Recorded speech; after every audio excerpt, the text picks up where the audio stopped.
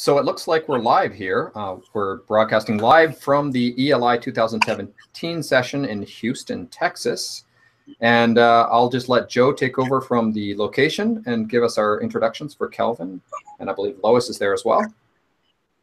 Hi, I'm Joe Murphy from Kenyon College, and I'm here with Kelvin Bentley and Lois Brooks, who will tell us a little bit about their pre-conference that they did. And I'm also here with Alex Chaucer and Nate Angel, who are other virtual or other on-site buddies, learn about what we do. Would you guys like to say a bit? Just to say hi? Oh, sure. Yeah, hi, I'm Kelvin Bentley, and I serve as the Vice President of Academic Affairs for Tarrant County College District.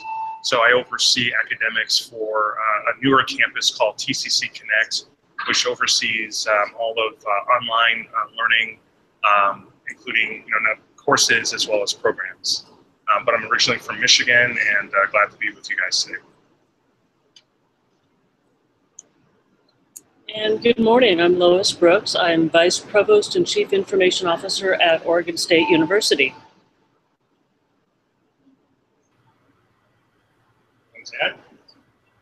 Hi, and I'm Nate Angel. I work with the nonprofit Hypothesis that works to make annotation happen across the open web. And hi, I'm Alex Chaucer. I'm the GIS instructional technologist at Skidmore College here at my first ELI. Excellent, excellent. Thank you. And why don't we do a round of intros here quickly from Steve, Calvin, Trina, and Clark. Hi, I'm Steve Terry, just down the road from Joe at Denison University in Granville, Ohio, about 30 miles east of Columbus. I am the Director of Enterprise Applications here at Denison. So an IT guy. Hey, I'm Kelvin Thompson, the other Kelvin for today. Anyway, we trade off. Although there's reportedly now a third, and Kelvin Bentley has now coined the Kelvin Continuum. So I'm here in sunny Orlando, the city beautiful, where I'm at the University of Central Florida, where I serve as Director of Online Design and Development Strategy for the Center for Distributed Learning. Good to see you too. And I'm Trina Marmarelli. I'm Director of Instructional Technology at Reed College in Portland, Oregon, where it's currently 7:07 a.m. Oh, thank you for joining us. It's 7:07 for me too, Trina. Oh, of course it is. Me too. Hey. Hey, I'm Clark Shaw Nelson. I'm serving as the Assistant Dean of Instructional Design and Technology at the University of Maryland School of Social Work here in Charm City, Baltimore, Maryland. And I'm Ken Bauer. I'll be your virtual buddy for this session, computer science professor here in Guadalajara at the Tecnológico de Monterrey. And why don't we start off with what happened yesterday in your session, Lois and Kelvin, in the no code required. All I can see is a quick kind of outcomes of what was hoping to happen. How about you tell us what actually happened? What actually happened, we spent some time talking with a group about the changes in higher education, changing demographic, increased scrutiny on their outcomes, changing price economics. And then we invited a group of students in. There were 3 students from local community college, 2 students from University of Washington. It was interesting, the students were chosen randomly, meaning somebody sent a note, said, hey, do you know any students? And students responded. As it turned out, all of the local students were international students in college for different reasons. And the 2 University of Washington students were local, national students. What we heard, I came into the session really thinking that we would go to a place of innovation and changing education. Those students took us right to a place of affordability and the ease of doing business with the university. Sorry, we're just getting a tornado warning on our phones. We're having tornadoes here in Houston. No. It's the story for ELI is the weather, the people that couldn't make it due to weather, and now you're there with weather.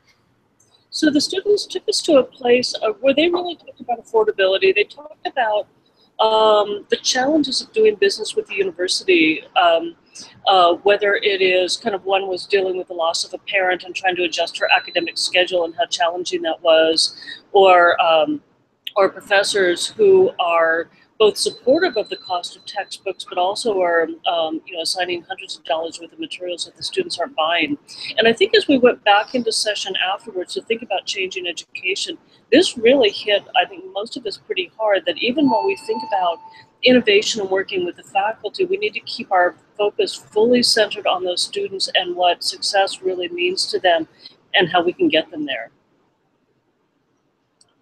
Right. Yeah. I mean, I think the student session was really eye-opening because it does remind us that we have to kind of strike that balance between wanting to try new things, but then we have to think about again what the impact is. So like even basic things like when we use publisher-based materials, ancillaries like my math lab and other things, and on the surface they might seem interesting and it might be helpful for students, but a lot of the students really said that in some cases they had to choose between, paying rent and then having to pay for these ancillaries. And so, in some cases they weren't able to pay for an access code or whatnot.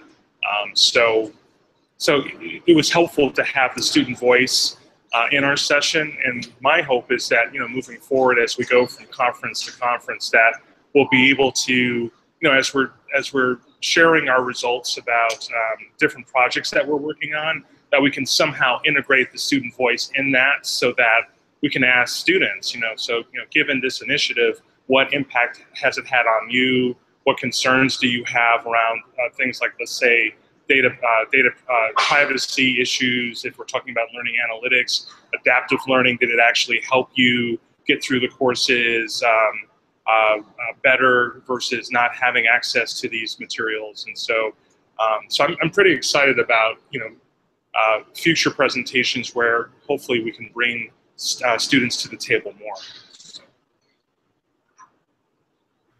It reminds me of the session we had from EduCon with Chris Gilliard talking with, actually, Chris didn't talk almost at all, and it was wonderful because he just brought some students along that did almost all the talking. And if you haven't had a chance to go listen to that session from Virtually Connecting, it was wonderful. And it's very much students talking from the position you're talking about. Here's how I'm perceiving myself as being affected by college. The other thing I will say is for all the students we talked to, each had a different compelling life story. I was really pretty overwhelmed by the sheer tenacity that they have to get themselves through college.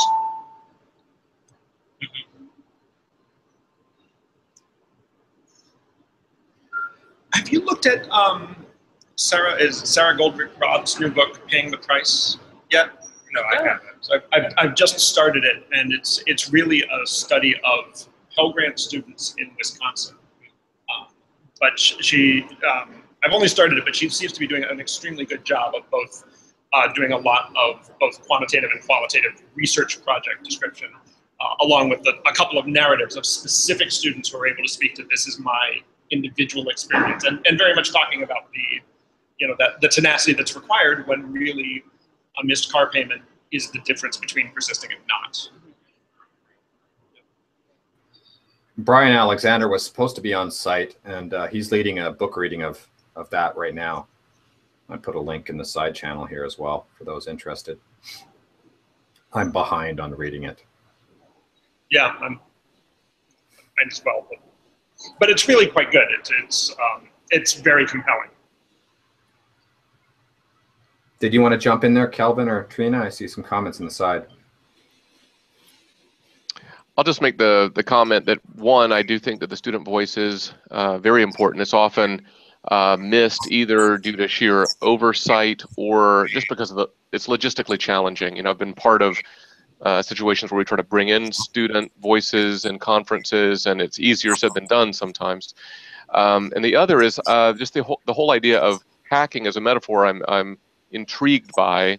I think it seems to me at first glance that there's many things that are good and desirable about hacking as a metaphor, but then I wonder if there are some things that are less desirable about that as well. I'm curious what you guys thought about that. I think we've, at least for me, have kind of crossed the point where we think about hacking as only something bad, like we might have 20 years ago. That, you know, as a security officer from a university, I certainly think about hacking in a negative sense, but we also think about it in the positive of positive disruption, disruptive change that can really start to move you into a new place. Yeah, I mean, I would say that again. I think with you know innovative projects. I mean, I think a part of it is just also I'm realizing more and more that there needs to be again ongoing collaboration across the institution to actually for a project to actually be fully successful. And I think again, given that we were able to hear from the students, it was a strong reminder for me, like even some of the projects that I've been working on at my community college, we're doing a lot of interesting things within our online campus, but then we don't always take the time to then say, well, how can we, again, leverage that student voice more? And not just through course evaluations, can we do a better job with focus groups and things like that? But I think in terms of hacking higher education, I think it's really it's definitely a collaborative, iterative process that involves a lot of different players. Sometimes more so than probably more so than we think about. I think we think about faculty a lot. We think about administrative staff and executive sponsorship. But just making sure that we have a lot of different voices at the table, I think, is important. And I was going to ask a question actually about how some of you incorporate student voices, or what are some different strategies and mechanisms you use aside from course evaluations to really get the student voices, to hear their voices and infuse that into the process of change and the process of innovation. Yeah, no, that's a good question. I mean, I think there's different things that we should be doing more. I mean, I think like on the front end, lots of schools have online orientations to online learning, or if you're a first-time college student, there's an orientation to the college. I almost feel as if we need to kind of borrow from that model and actually have touch points throughout the academic year, right? So maybe at mid-semester or just before the end of the semester, so that students can share with us how things are going, and for us to of course share information with them. So I think focus groups that then can also be recorded, which then students can still participate, especially if they can't actually attend in real time. I think that would be great. But I think having, but then another thing that I think we need to do a much better job in terms of course evaluations. I don't think institutions do such a great job of closing the loop. So we ask and beg students to complete course evaluations, right? And we say, please do this, but then we don't always close that loop to say, well, hey, here's the data that we collected, and here's how we're using the data to make improvements based on your experiences and feedback. And so the more that we can do that, I think that will actually help us potentially get useful data from the students and have them feel more comfortable sharing their thoughts about what's going on with them. So.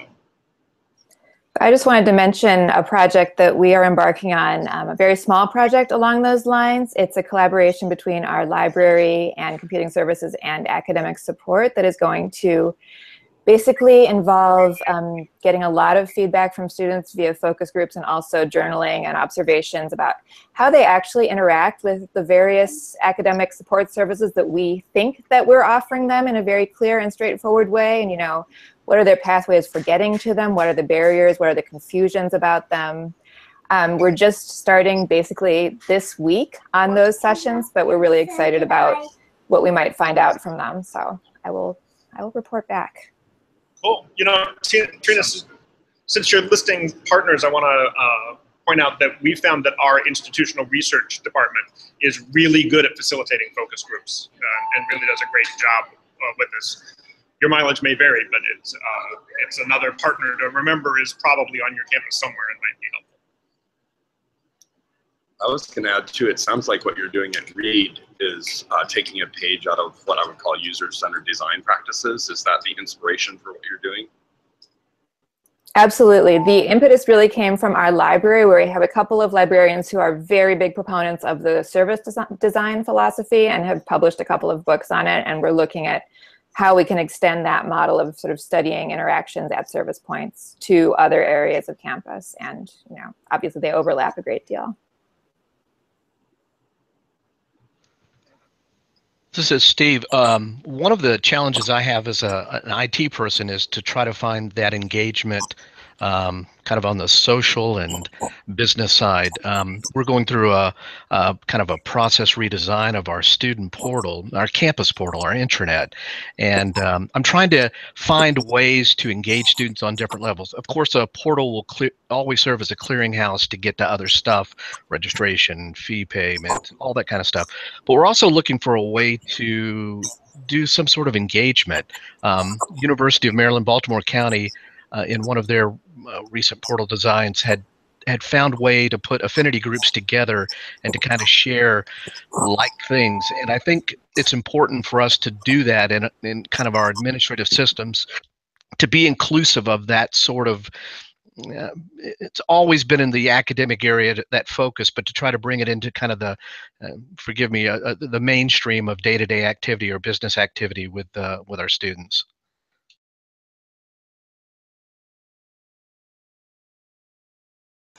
Let me jump in on that. I would second taking a look at UMBC's portal approach. It's really one of the best I've ever seen, and we're certainly taking a close look at that. But we had a really fun experience last year. We did a hackathon, and the team that won was actually a student team hacking our portal. And there were some of the portal owners who I think were a little bit surprised by the new ideas that came out and kind of the dislike of the students for our current portal approach. But the deal we made with them is that we're going to start a design session actually this quarter. And the student team that won the hackathon, they have a couple prizes, but one of the prizes is they get to present to the university leadership about what students really want out of a portal and out of engagement. So we're putting that piece together now. Excellent idea. Thanks for that. And I think opening up APIs on the student data access is important in terms of giving students access to actually making those hacking changes. I know I was at the University of Alberta, and the students built a registration system that was way better than the official one because it was available to be hacked. It took a while for it to be kind of recognized by the university, but it was a wonderful job.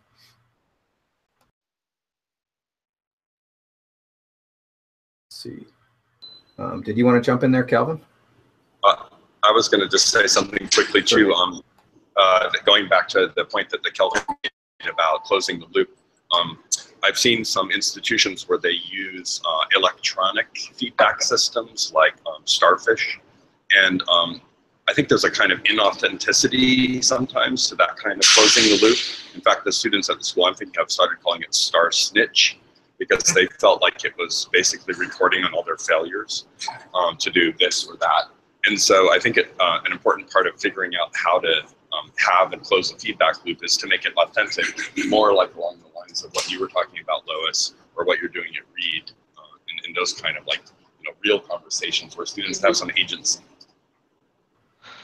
So this is Steve. Let me make a comment on that. I worked with Hobson's at a large public university before I came to Denison about 3 years ago to put in, I guess, the early version of Starfish. It was just called Hobson's Retain.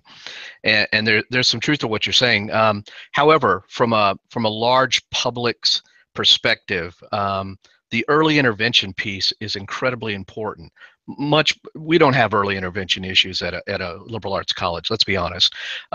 We're talking about huge students populations who are struggling to get through, and that early intervention piece does work. I have seen it.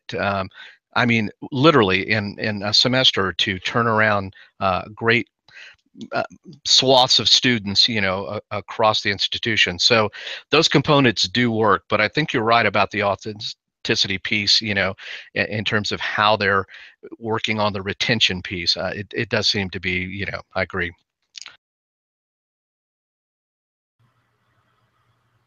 You're muted, Lois and Joe.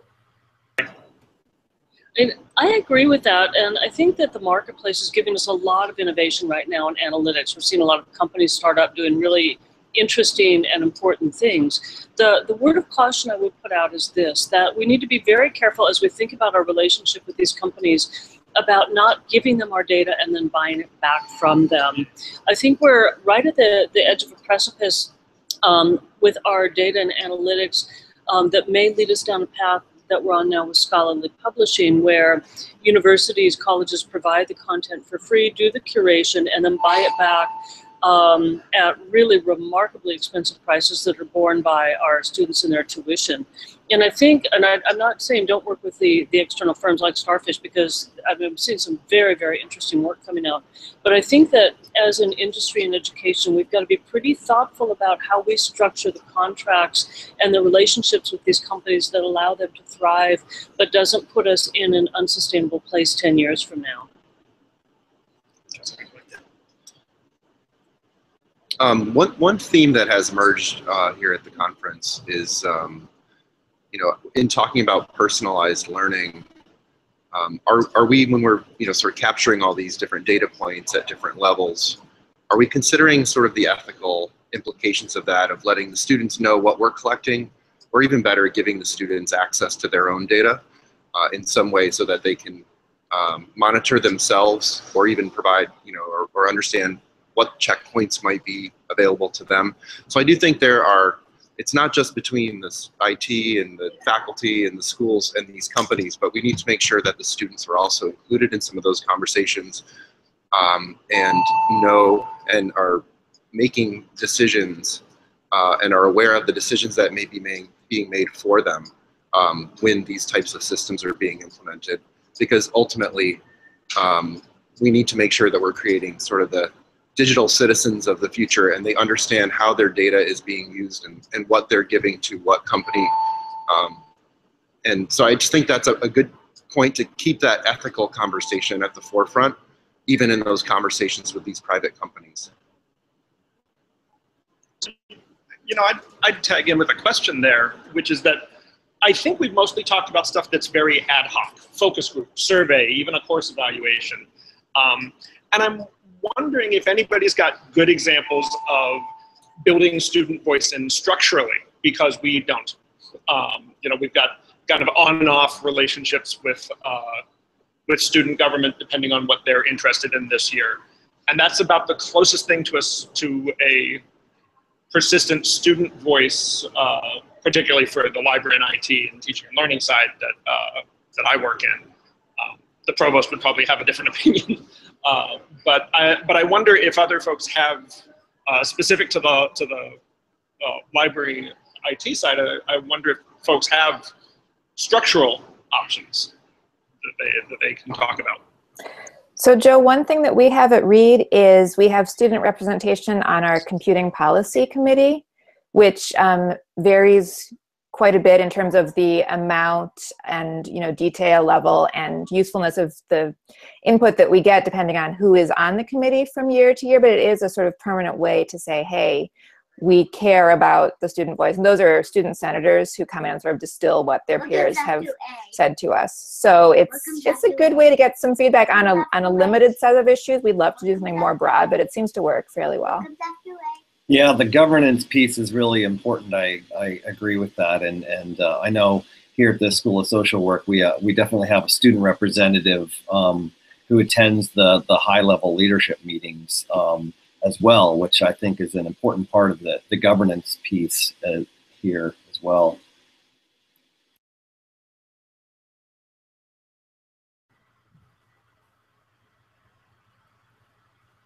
I was thinking a little bit about the hacking culture, and I'm a computer scientist, I'm a computer nerd, and we've got some IT people here. And a problem sometimes with the hacking culture is it's the hackers that are the only ones that are talking and being active, and there's a big group that are, you know, beneficiaries of the hacking, but not being drawn into the actual actions. We've talked about students not being included in hacking education, but what about the rest of the faculty on the side, and how do we engage them?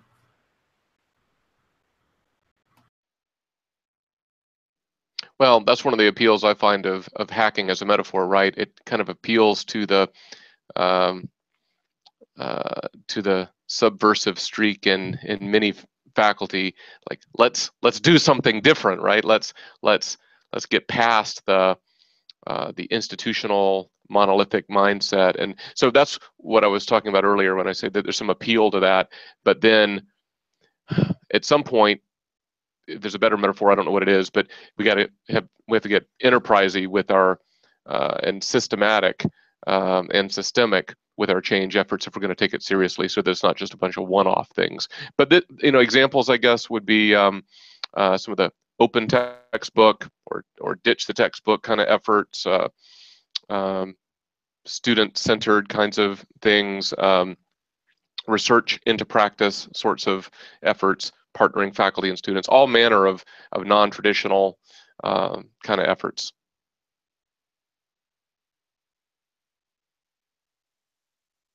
You're muted there, Lois.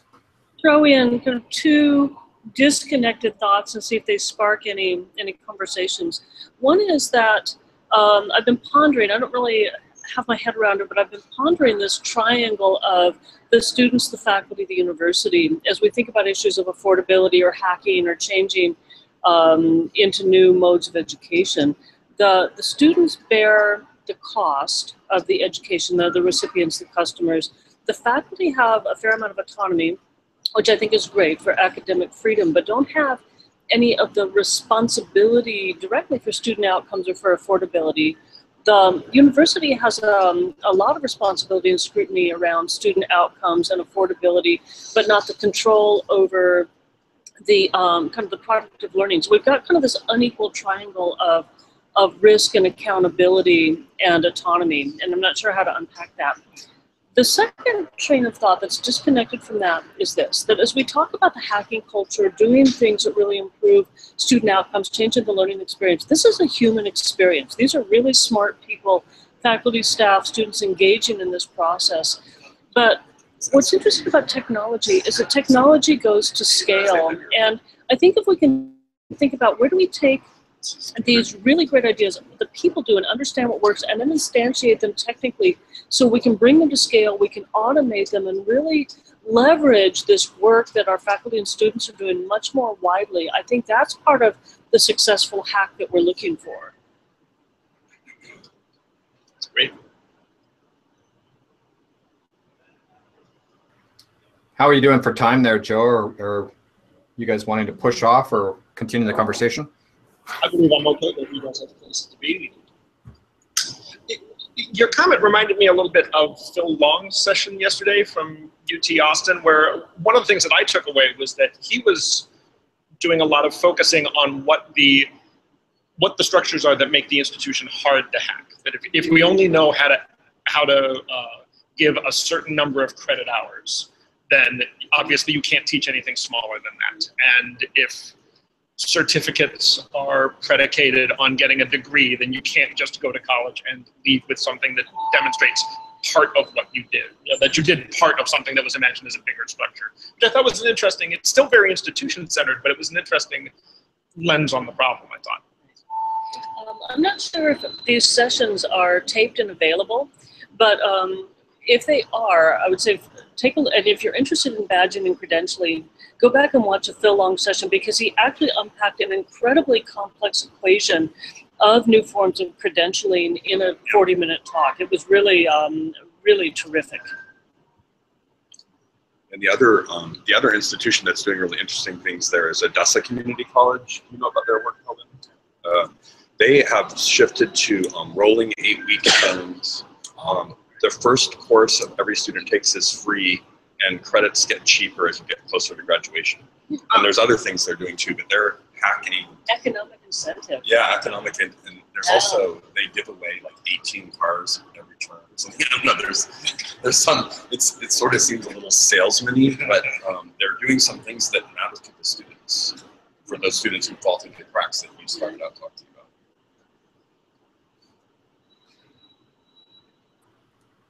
Nice. I'm going to push towards wrapping up here pretty soon because I actually got to run to class in about 15 minutes. Other thoughts to wrap up from your side, Joe? I'll leave it to our guests.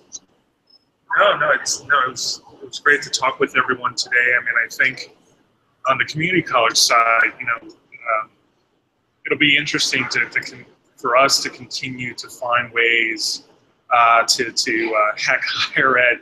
In some ways, we're kind of positioned well to do that, in terms of access. But then the challenge that we have is, again, resources, just like any other school. But as I said during a session, our the amount of money that we have, our floor in terms of a budget tends to be, of course, much less than the university floor in terms of a budget. And so we're trying to figure out, well, how can we do things like competency-based education when we don't have a tax grant or Gates funding? How do we do badging when maybe, again, we're just not quite there in terms of just understanding how that works, let alone how to pay for it. And but there are some things that we can do really well, like in terms of credentials. I mean, we can offer certificates very easily. And we have some really good workforce development relationships that we can tap. So I'm really looking forward to seeing community colleges take more leadership in innovative projects. And my hope is that we'll be able to, regardless of the institution type, I think we need to do a better job of sharing what we're doing to make the silos leakier. So I'm hoping that we can do a better job, especially at EDUCAUSE. I've been really pushing them to create some type of database so that you can search for schools like yourself to see what types of pilot projects and things, so that you can have a way of networking a little bit easier with schools that are doing things that you're interested in. So, yeah. I would say this is a really fun format. Thanks for putting this together. Glad you could join us. It's great to spend some time with you. And it looks like you have a session coming up tomorrow, Lois, about communities practice at work, collaborating across institutions, that kind of ties into that thought that Kelvin was leading up with. It does. We're going to a technical place in this particular session, talking about standards and how standards can move progress forward more collectively. Wonderful, wonderful. Is Alex still there to say goodbye? He's off on the side. Yeah, I apologize. I'm monitoring the tornado situation here in Houston and putting a flurry of tweets out. I guess the ELI conversations have really brought the cloud right to home here in Houston. So it's exciting for somebody from upstate New York who doesn't see tornadoes that often. So apparently the people at the front desk just brush it off. It's no big deal. Like, whatever. Yeah, this happens once a month. So exciting for me though. So thank you for putting this together. Appreciate it. All right. Well, thank you, Lois. Thank you, Kelvin and Alex and Nate and Joe for joining us from ELI 2017. And I will sign off from the live session here, and then we'll close out things on my side. And I'll try to remember to record the chat and push the stop button. Thank you, and have an excellent day for the rest of the conference. Thank you. Thanks, guys. Cheers. Bye.